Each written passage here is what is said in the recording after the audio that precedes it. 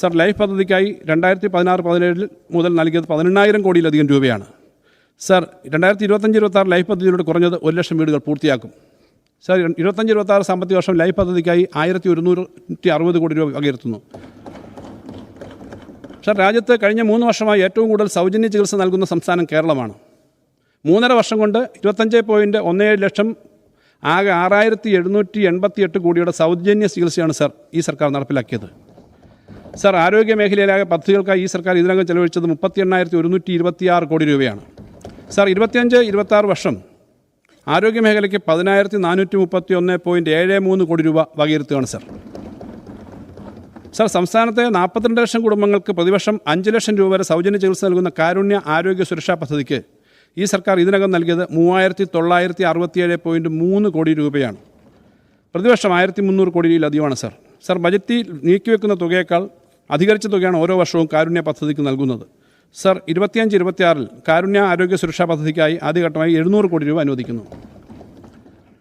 Sir, സംസ്ഥാനത്ത് കഴിഞ്ഞ 3 വർഷത്തിനിടയിൽ 12.74 ലക്ഷം വൈദ്യുതി കണക്ഷനുകളാണ് നൽകിയത്. കഴിഞ്ഞ 8.5 വർഷമായി കേരളത്തിൽ പവർ കട്ട് ഉണ്ടായിട്ടില്ല സർ. പുതുതായി 1,359.55 മെഗാവാട്ട് വൈദ്യുതി ഈ സർക്കാരിൻ്റെ കാലത്ത് നാം ഉൽപ്പാദിപ്പിച്ചു.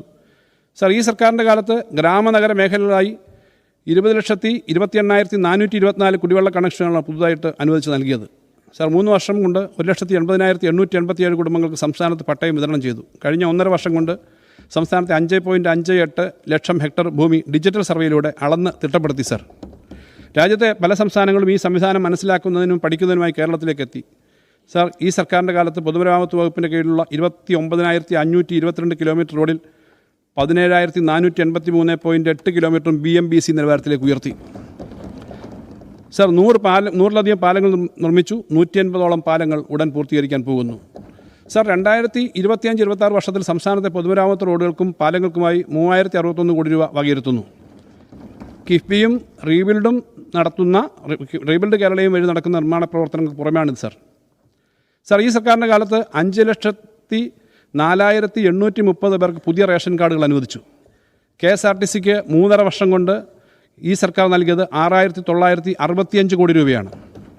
കഴിഞ്ഞ 3.5 വർഷം കൊണ്ട് 2.75 ലക്ഷം വ്യവസായ സംരംഭങ്ങൾ സംസ്ഥാനത്ത് ആരംഭിച്ചു സർ. കേന്ദ്ര സർക്കാരിൻ്റെ ഈസ് ഓഫ് ഡൂയിങ് ബിസിനസ് പട്ടികയിൽ രാജ്യത്ത് 1ാമതായി നമുക്കെത്താൻ കഴിഞ്ഞു. 15ാം സ്ഥാനത്ത് വന്നു. സർ, പട്ടികജാതി പട്ടികവർഗ പിന്നോക്ക വിഭാഗ ന്യൂനപക്ഷ വിഭാഗ വിദ്യാർത്ഥികളുടെ വിവിധ സ്കോളർഷിപ്പുകൾ നൽകാൻ ഈ സർക്കാർ ചെലവഴിച്ചത് 3,821 കോടി രൂപയാണ് സർ.